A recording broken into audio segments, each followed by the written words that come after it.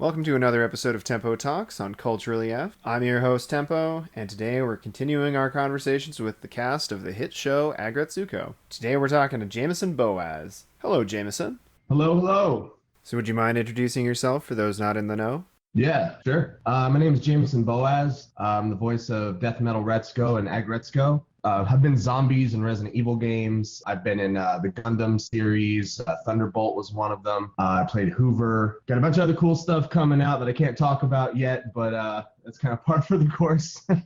But I'm also an engineer, so I've done a lot of recording. I work with a lot of voiceover artists. I work with a lot of directors. Some of the games I've worked on were the Final Fantasy series, Gears of War, Hitman, and the list kind of goes on from there. So could you run through quickly what a studio engineer does? Sure.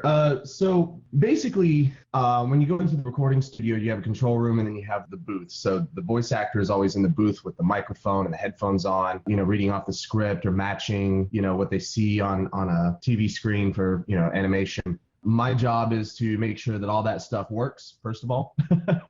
And to record all of the voice actors' performances, clean up the audio, package it up, and then send it off to the developer to be added to the game or to the show. Nice. Before we dive too deep into Aggretsuko, I feel like we got to talk about Final Fantasy a little bit, or the furries won't forgive us. So which Final Fantasies were you involved in? Mobius and 15. So what did your involvement on those look like? Yeah, well, with both Mobius and Final Fantasy 15, I work with a company called Rocket Sound, and they called me in to do, some stage support just to kind of be an extra tech hand around, while the sessions were going, and also did a lot of audio cleanup once everything was recorded, take everything to my home studio and do all of the cleanup and editing, and then send it back to the company to be sent to Square Enix so they could plug the files into the game. And the same thing with Mobius as well. But Final Fantasy was part of my life for a good couple of years as the game was kind of being worked on and we were doing a lot of recording at the same time. Were you pretty familiar with Final Fantasy coming in, or were you kind of a blank slate? No, I'm actually, I've been a gamer since I was a kid. I remember playing Final Fantasy 3 on SNES. That was my first Final Fantasy game, which I think was actually Final Fantasy 6 in Japan. I'm so glad that they have the same numbering scheme worldwide now. It's like the metric system. You just have to go with it. Yeah, it was like, well, 2 is the one on the box on the shelf in the States, so it must be 3 next. Imagine my excitement when I realized, there's 2 more games in between the ones I know about. But yeah, Final Fantasy 7, man, anybody who's played through that game, especially when it was new at the time, man, that one changed a lot of people's lives, like straight up. And the graphics look outdated to us now, but what about the sound? Well, just as far as sound design, I mean, we've definitely come a long way. I don't think anyone would argue that sound today is far better than it used to be. I know that, there's an aesthetic to kind of chiptunes music and, some of those old like 8 or 16-bit sound effects, like sounds that came off of an actual chip. I think a lot of people would argue, for nostalgia's sake, we want to hear it the way that it used to be. But I think that if you were going to start now, well, I know that there's been some Final Fantasy VII remake news. We'll see what the gameplay is like and see what that kind of turns into, because it looks quite different than the original. But I can definitely say that, having better sound effects, actually having sounds that sound like maybe a punch or an explosion, probably for anybody is going to be better than something that goes, Right. So, but musically, it's got such a beautiful soundtrack, but a full orchestra is always going to sound incredible, Like this one Square Enix does with the Tokyo Symphony. Oh, they're amazing. Absolutely. We don't get to learn very much about the musical traditions of most of the fantasy races within Final Fantasy. So that's always something I've wondered about. Like what kind of instrumentation for different, like, races of... Yeah, Burmesians, Mughals, Mithra, Ronso. Specifically the furry ones, because we're shameless furries. Well, I don't know. I mean, I definitely think, if you were going to stick to the orchestra stuff, definitely the main game is going to be that big sweeping, soaring epicness, but I think that for some of the characters like the Mughals and stuff, you can get into more like, percussive stuff, like the xylophones or something like that, something to kind of give it that whimsical edge, something to kind of being like fun and just kind of cute. I just think that like when you look at an orchestra, you have this palette of sounds, you have this large set of instruments. And I think that just utilizing, not only the instruments themselves, but also how they're played, the difference between, drawing a bowstring across a violin or a viola versus plucking it, you're going to get a completely different kind of sound and a completely different vibe. So yeah, definitely like a more percussive kind of plucky kind of soundtrack, for those kind of characters is a lot of fun, I'm sure. Some of the instruments in the game don't exist in our world, so how do you decide what those sound like? Do you just try to find the closest analog, or?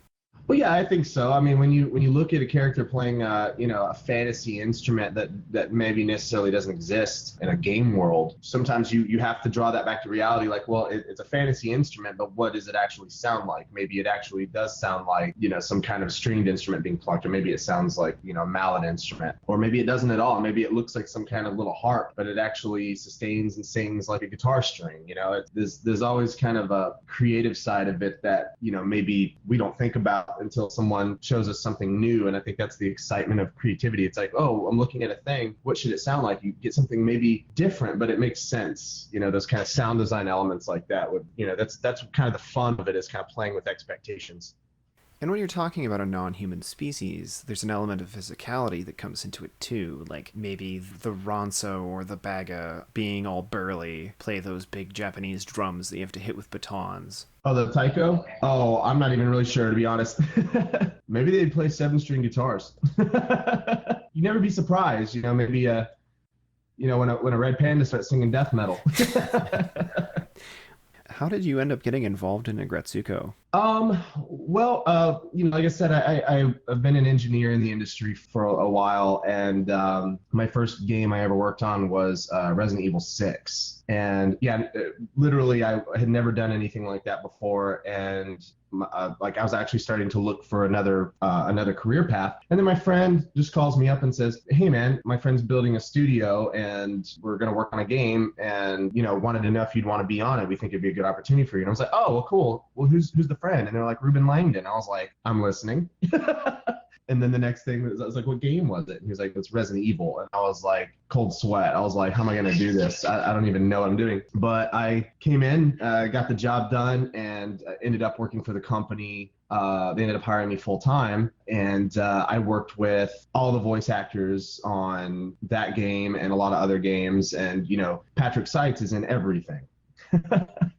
When Aggretsuko came around, they were looking for someone to do the English death metal vocals, and they had some voice actors come in and give it a try, and they were really good, but they just felt like they really needed someone who was a metal singer, someone who does that. That's what they do. So Patrick thought of me and asked me to come in and do an audition. I showed up, and we went through a couple of different growling and screaming styles, and we found something that worked for the character and something that sounded good in the context of the style of music that was being played. And I got the part, and here we are. I was really, really happy that he thought of me. Yeah. And it's really an interesting case of you should always do what you love, because that's really what you brought to the table here. Other people could have shouted those lines, and it would have been passable. But you have a background in metal, and so you know what it should sound like and how to do it, and that knowledge brought a lot of nuance that it probably wouldn't have had otherwise.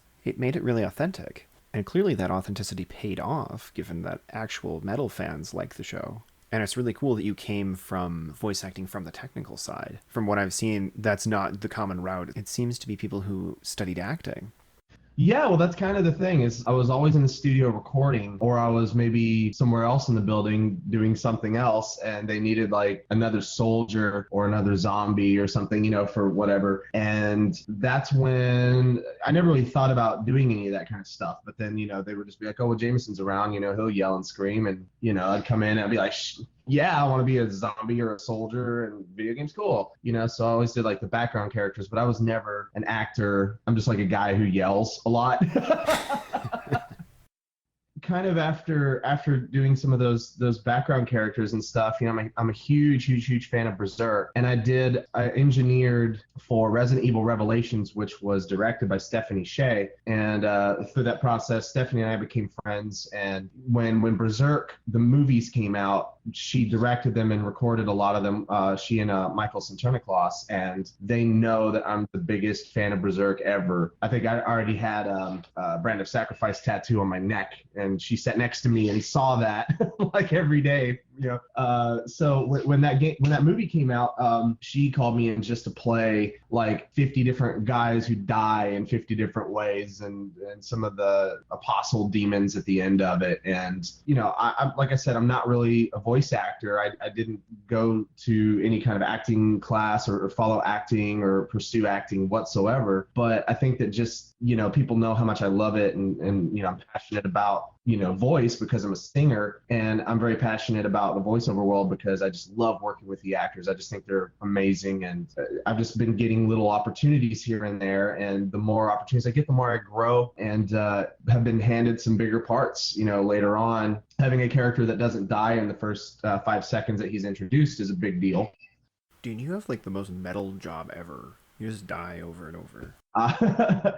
But but now I've got some other cool stuff in the works. Like I said, some of the stuff I can't talk about yet, but there's some characters in some video games that I play that are full on fleshed out characters. I've been doing audiobooks. And of course at Aggretsuko, I'm always down to come in and do some screaming and singing. If there's any heavy metal in video games, I'm down to come in and do my thing. So anime is not just a day job for you. You actually like it in your off time. Absolutely. I've got guts figures sitting right next to me. I've named pets after the characters. I've got a red Baylet on my shoulder, screaming. The Brand of Sacrifice on my neck. I've done a cover of Susumu Hirasawa's Forces that has been awesome on the internet. Just tons of people have cut like Dark Souls 3 footage with this song. Man, it's so cool watching. It's so cool watching like Dark Souls guys just slaying, and it's my like heavy metal-ish kind of version of Forces playing, and people loving it. And the fandom is real over here for sure. All right, we'll make sure we get a link in the description here. So, what kind of metal does Retsuko listen to? Like, what's her playlist if we made one? Well, off the top of my head, first things first, as soon as you say death metal, you gotta look right at Cannibal Corpse, straight up. And that was actually when I walked in to do Retsuko, my first impression, like the first time that we actually rolled on something, like I was doing more of the George Corpse Grinder Fisher vocal, the kind of thing, because I thought that was, if we're gonna go death metal, that's death metal. But man, I mean, Cannibal Corpse, Deicide, Suffocation, Dying Fetus, Morbid Angel, Obituary, Decapitated, 6 Feet Under, just like all the great death metal band. I think that's what Retsuko listens to. I think that's what she jams out to. But metal is there's so many genres, and you have so many moods in life. Sometimes obviously she listens to other styles of metal, because when she rages out, the first thing that you notice about her is that she's wearing corpse paint, a black metal thing. So she obviously listens to black metal too. So you kind of get the impression that she's just like all the rest of us metalheads, that we have our preferred style, but at the same time she clearly listens to other stuff too. Yeah, I've never met someone who's only into one subgenre of metal. They want the whole chocolate box of brutality. It says assorted, but they're all as dark as the souls of the damned. Life is like a box of brutal chocolates. Hey, I got some chocolates over here. Hey, you want one? Which one do you want? I want the one that's the most brutal. So she started out sounding like Nathan Explosion.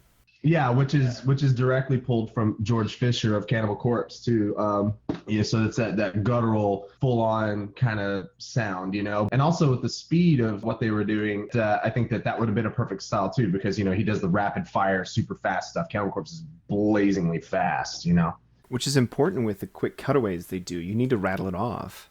When you listen to rap music, sometimes they do these rapid fire things, and it's like, it sounds really cool, so fast, just to spit out all these words so quickly. But George Fisher does that as well, just as fast, but while like completely growling and belting it out. And he's loud too. I mean, it takes a lot of air to do that. So it's like a vocal athlete, And you had to work with the instrumentals from the Japanese version, right? How did that work? Yeah, the instrumentals were locked in, so I came in and it's the same music that was used in the Japanese version. So and they had a guy doing a lot of like screaming and yelling over top of it in the Japanese. So Patrick, went in before I came in and he worked out the lyrics and how they're gonna fit rhythmically and everything. So that was kind of already done. And actually, he laid down some guide vocals so that I was basically walking into the booth, hearing a piece of music for the first time, and then having to sing it as soon as I could just remember the words and lock into it.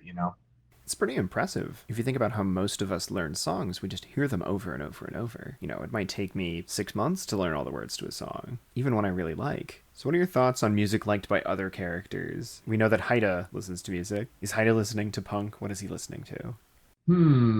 Yeah, I feel like, maybe he listens to Sex Pistols, maybe he listens to, I don't know, Joy Division or something.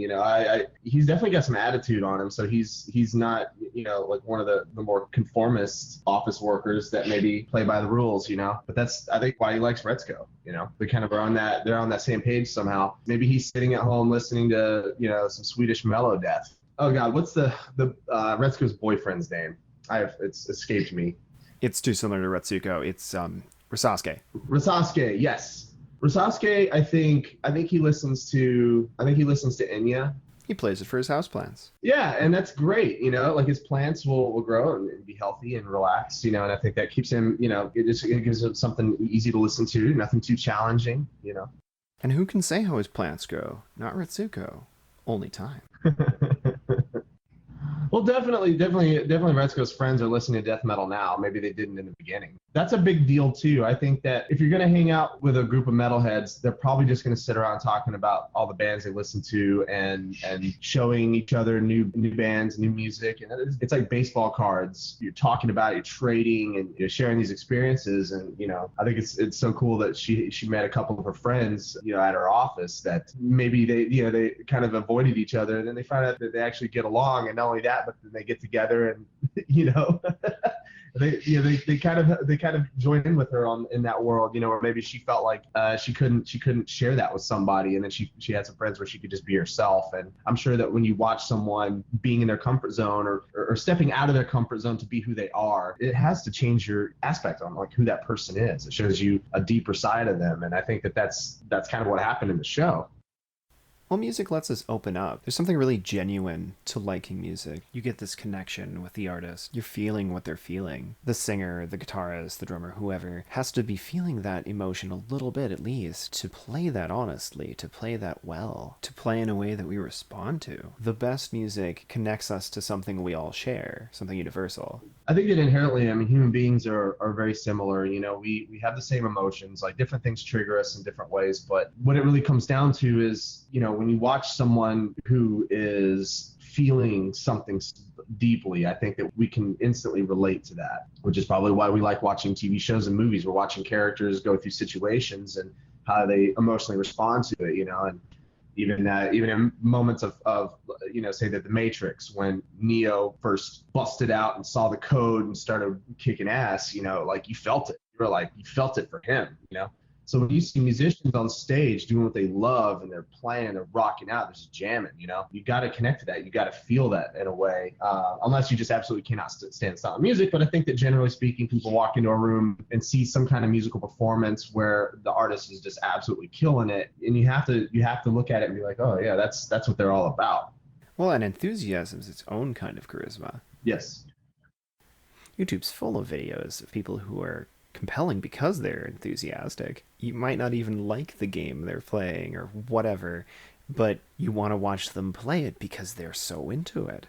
Speaking of being into it, let's talk about metal as a genre. From the singers to the fans to the guys selling merch, metal tends to be thought of as a very male genre. Why do you think that Retsuko finding an outlet in death metal resonated with female audiences so well? Well, I definitely off the top of my head, when I start thinking of female metal singers, and off the top of my head, if I needed a female screamer to come in, I don't know who necessarily I would call because there's not a lot of people who just do that. I think there's some female Norwegian black metal vocalists, and I think that when you listen to music, just when you listen to heavy metal, just over the years, it is almost one-sidedly male dominated, and I think that maybe it's just something that comes naturally, just off the bat, for certain people. And I think that we listen to Arch Enemy, obviously she really connects with that style of music, and she feels it, and she does it. And the style of vocals, when it comes down to it, it's all technique. Like our vocal cords and our throat and all that, we're made of the same stuff. And I think that we're kind of at a time right now where it's like there are people who are just like, okay, well, maybe if I was a female metal vocalist and I wanted to sound like George Fisher, I might not sound like that guy. I don't sound like him,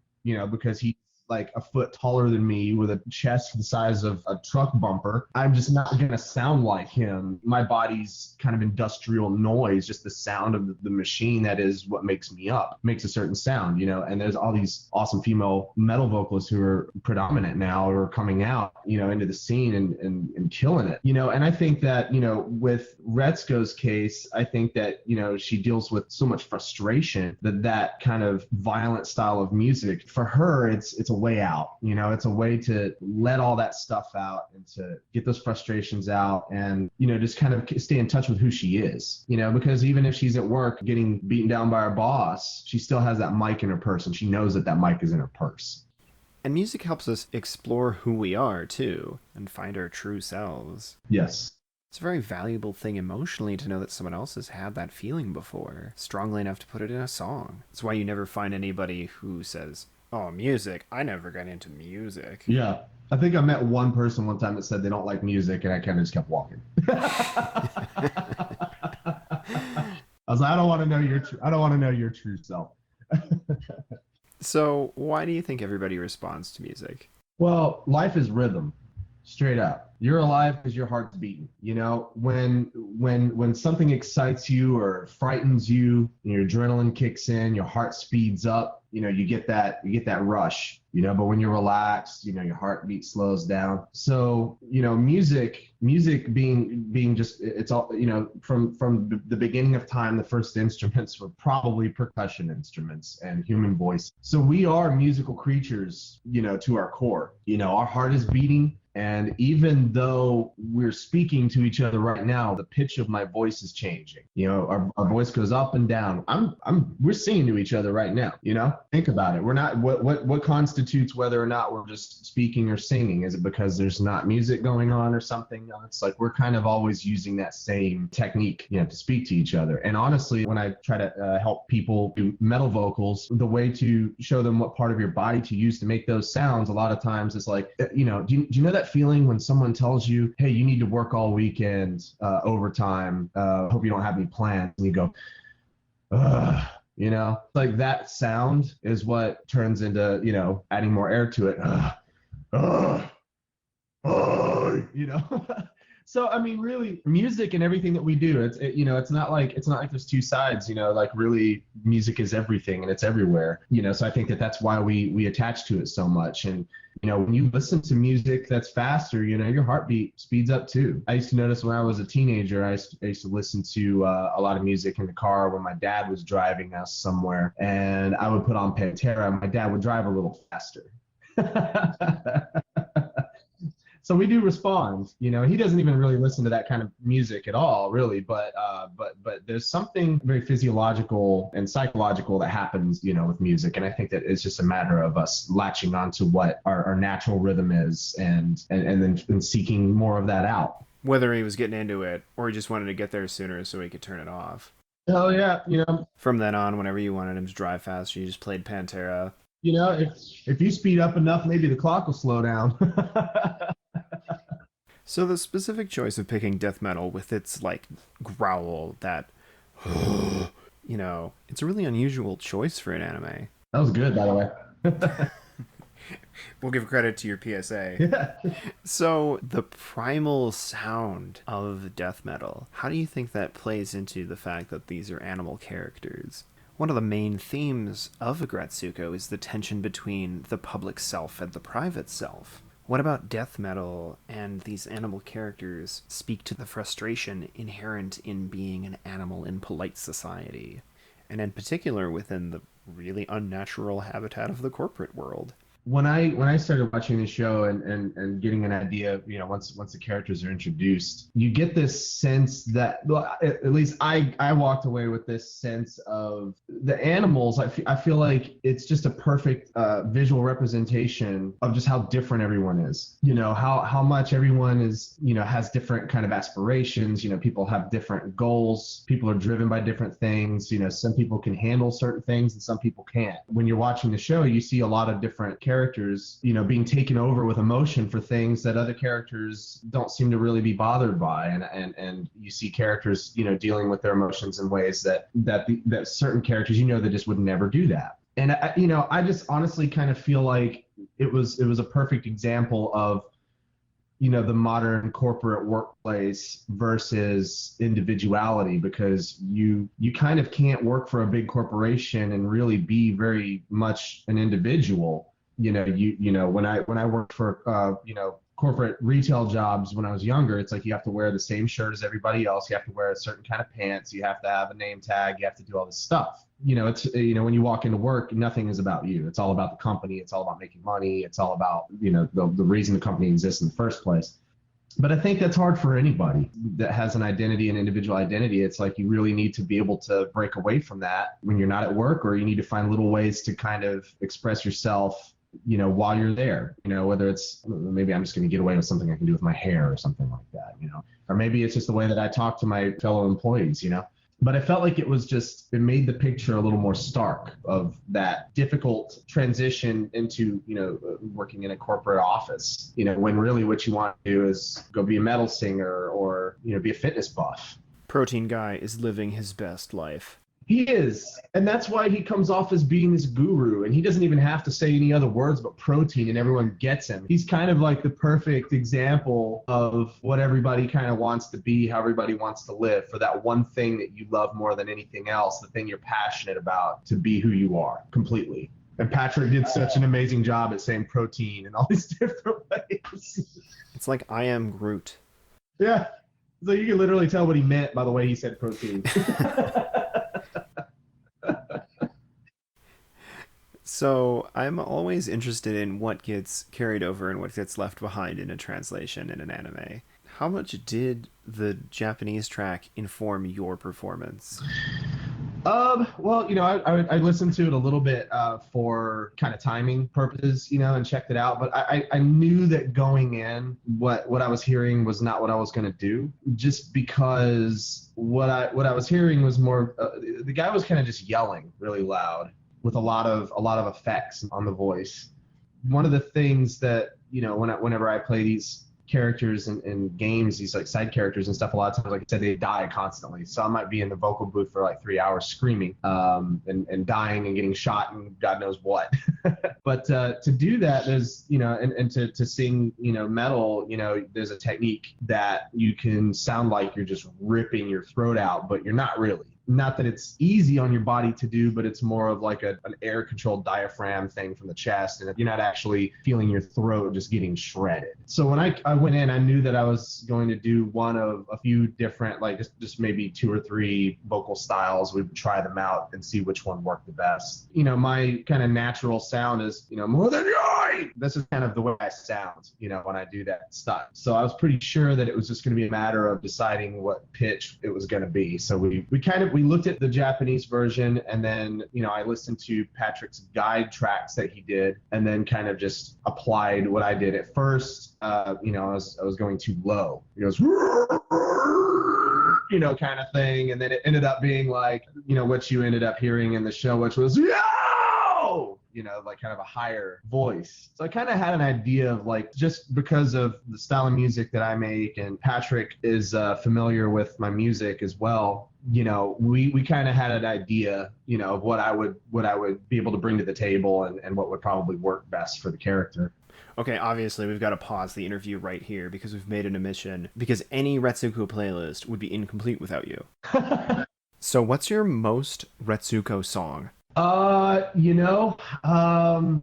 of my own music, when I'm writing, I switch between death growls and screams to clean melodic vocals a lot.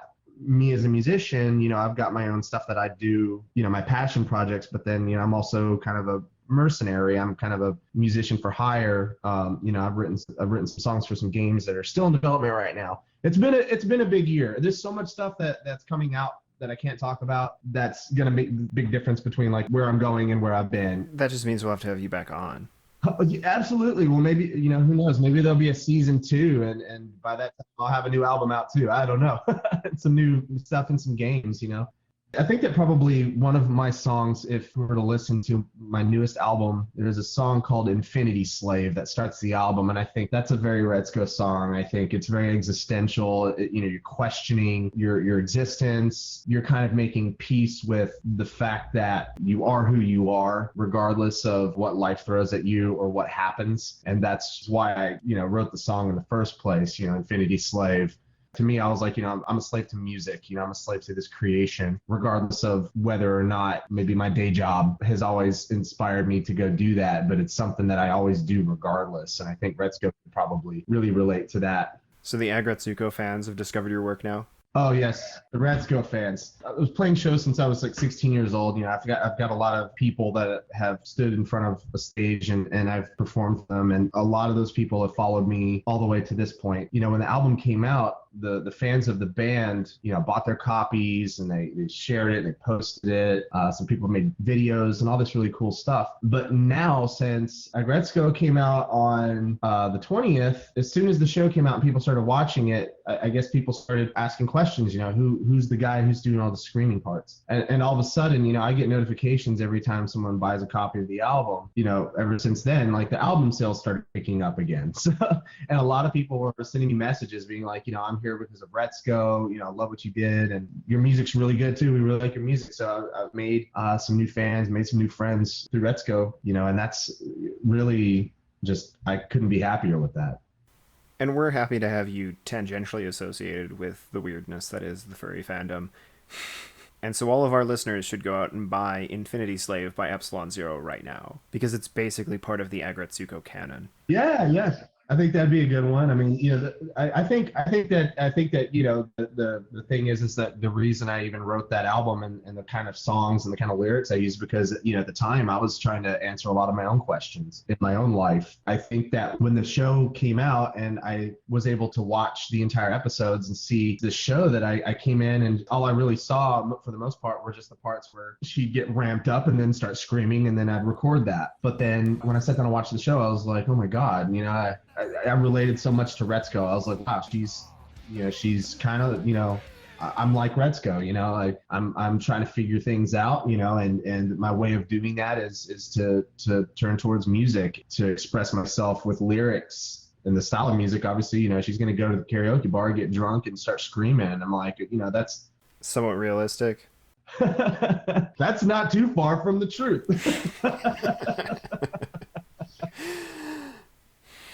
So it's cool that Aggretsuko is a gateway into metal, and I think animation makes it more approachable. It's like Metalocalypse. Though here in the furry fandom, we also enjoy Hevisaurus. I don't know if you've seen them. They have dinosaur costumes.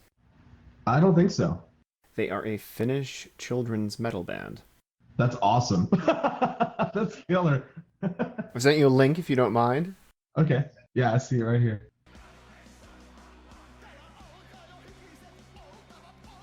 Oh my God.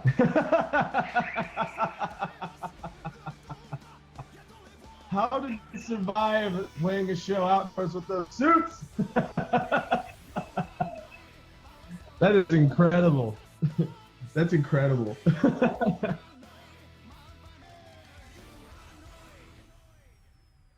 That's incredible.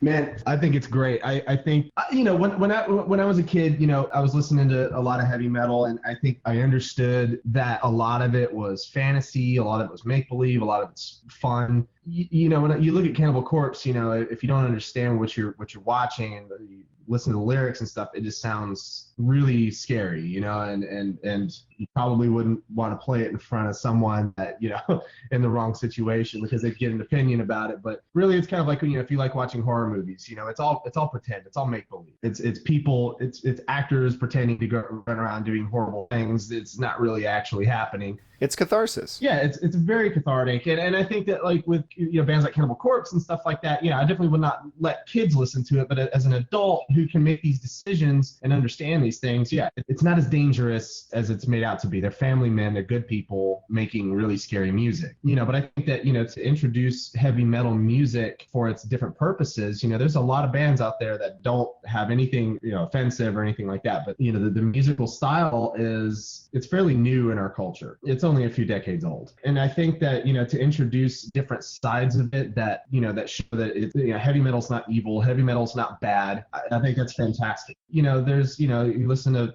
like Viking metal, like Amon Amarth. That's just all about like power and strength and stuff. I don't think, how could that be a bad thing? It's inspiring stuff. And I think that my Finnish is pretty weak, so I don't know what the lyrics are here.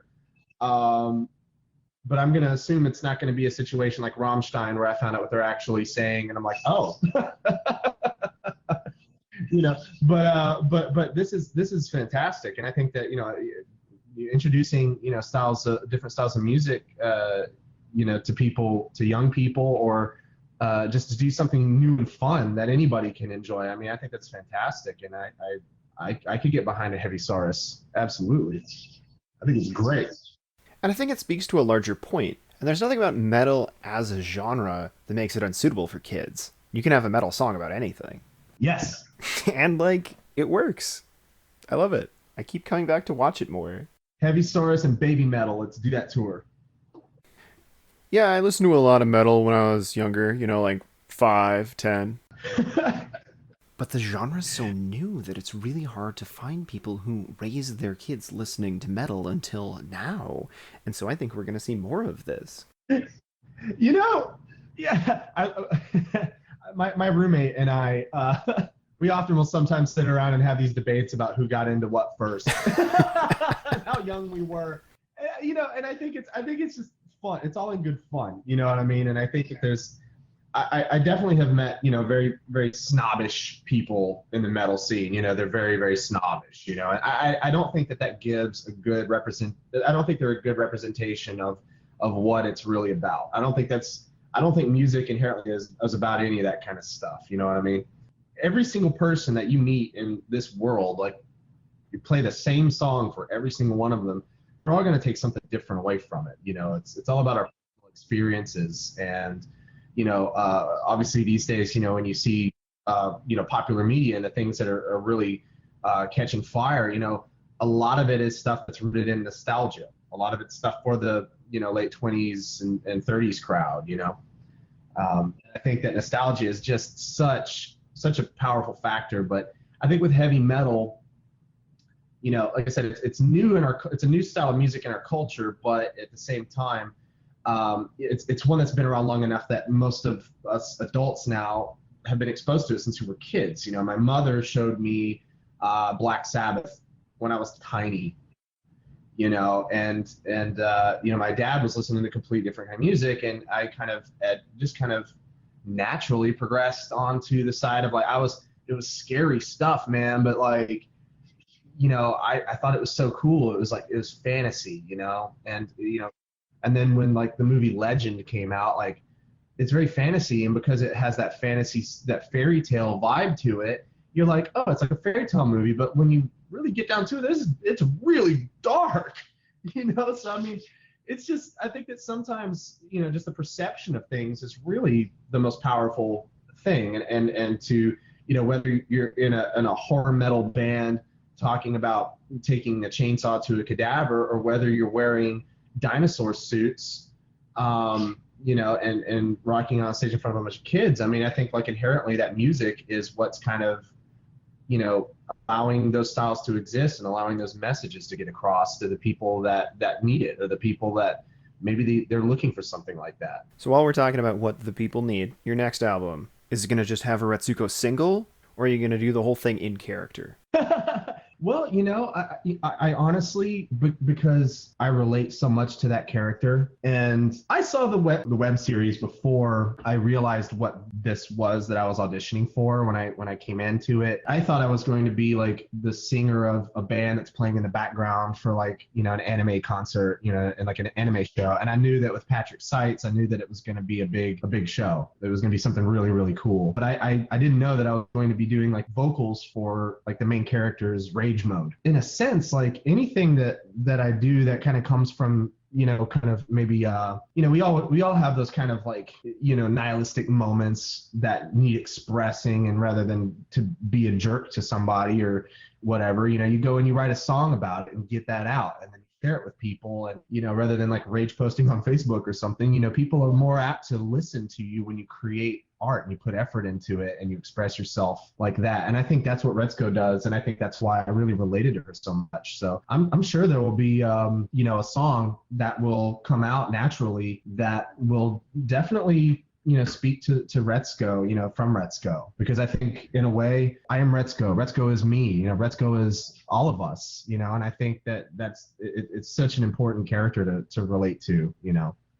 That's amazing. We will totally help you find fursuiters to act out the music video. And speaking of music, where can people buy your music?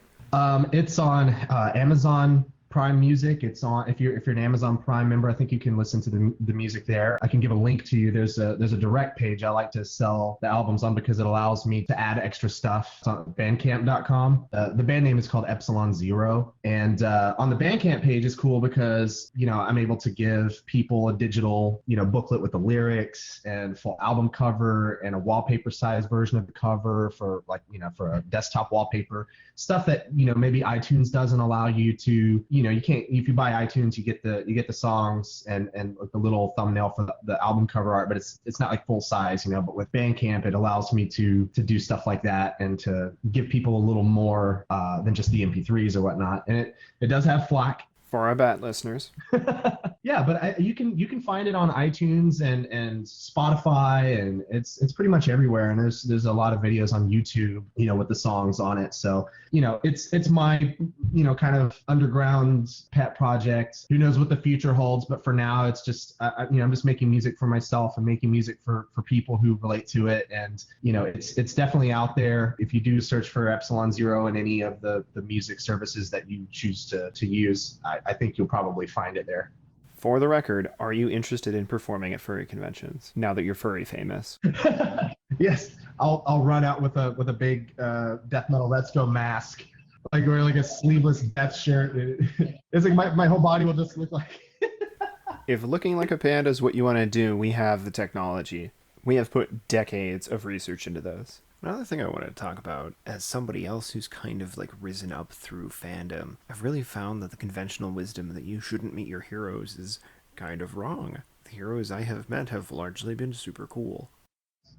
Yeah, and I think that's the biggest thing too. One of the reasons that I love being in this industry a lot, because of music, everything. When I moved to Los Angeles, initially I was, going to work in the studio world, work with musicians and stuff. And I think that what you said about like don't meet your heroes, like that kind of rang true a lot in the music world. I think, because you might work in a recording studio and meet someone that you really admire that you've always wanted to talk to, might walk in, but like you're not supposed to. When I started working in the voiceover world, which was kind of by accident, I started meeting all the actors, and I kind of put away the studio ideals, and I was like, I kind of fan out a little bit and talk to them about it. And I found out that a lot of the voice actors are as big of fans of the characters that they played as much as I am of their character and their portrayal of that character. And it's always been a lot more fun to kind of work in the industry where they're more receptive to your praise and they're more receptive to you talking to them about, what they do and everything. It's probably a lot easier to kind of get them to sit down and talk about it. Like with voice actors, they get ambushed at conventions a lot, but I think maybe they do have more control over, if you're a big rock star and you get off stage and you deal with, the flood of fans like every day, every night, so maybe just, when you go to a recording studio to do your work, maybe you're not really in the mode to talk about, somebody else in the room. So you're not really in the mood to talk about their favorite album. And, maybe that's kind of the thing. But I think that voice actors, just because maybe they're just not as overwhelmed by it. I don't know, but it just seems to me that they're just very, very passionate and very open about what they do, and I think it's really good. I've benefited from fans telling me how much they like my work, and I've been really happy to see people whose work I respect benefit from me praising them too. And so, I wonder if in the music industry, you just can't go to the grocery store and you are constantly bombarded by people recognizing you. Like, you can never be off the clock. Yeah, I mean, definitely. I've experienced like someone maybe on the production staff saying like, "Hey, this actor's coming in. They played this character," and I'm like, "Oh my god, I'm such a huge fan of that." And like, well, you got to meet them. You got to talk to them. I mean, I'm sure they. I was like, well, I don't want to bother them because I'm so used to, like I said, the studio world, where it's like it's your job to not bother anybody. But they're like, oh no, you got to talk to them. I'm sure they'd love to talk to you about that. I mean, they're a huge fan of what they've done just as much as you are. And it was so much easier to talk to someone as a fan. And after a minute, you're just kind of like, oh, we're just fanning out over something we both love. And, when I met Ruben Langdon for the first time, I ended up working for his company. And, we were talking about, he'd just done Super Street Fighter 4 as Ken Masters. We were just going on and on about how cool Ken Masters was and like some of the other stuff he's done, and talk about, he was one of the main stunt guys in Avatar. Was talking about Avatar and everything, and he was just happy to talk about it. And over time, I ended up working for his company, and then we became friends through the whole process too. So it's like that kind of like walking up to somebody and just talking to them like that, like in certain professional environments, I feel like that can get you fired in certain places. But I felt like in the game, in the anime world, like I just found that I could just talk to people without having to like hold back. It could just be more normal, just talking about stuff that I'm passionate about and they can relate to it. It's super cool. Have you made any connections like that from Aggretsuko yet? Yeah, I mean, it freaked me out like about a month ago, and I was on my Instagram page, and I looked at like my follows, like seeing like I got a notification someone followed me, and it was Marty Friedman, the former guitar player of Megadeth, just followed me, and I was like, what? I'm not worthy. All right, and on that note, it's been awesome having you on the show. Feel free to come back anytime, say when your secret projects have been released. Awesome. Well, thank you so much for having me. I really had a good time talking to you today. And just a quick reminder to everybody, we do have links to buy Jameson's music in the description, so scroll right down to there. Okay, folks, next time we'll be interviewing the voice of Fenico, Caitlin Galt, so don't forget to subscribe. In the meantime, remember to be generous with your time and kind words, both to those who admire you and those you admire. That encouragement only helps more of what you love come into being. This has been your host, Tempo. If you're curious about the books I write, you can find links in the description. Till next time, take care.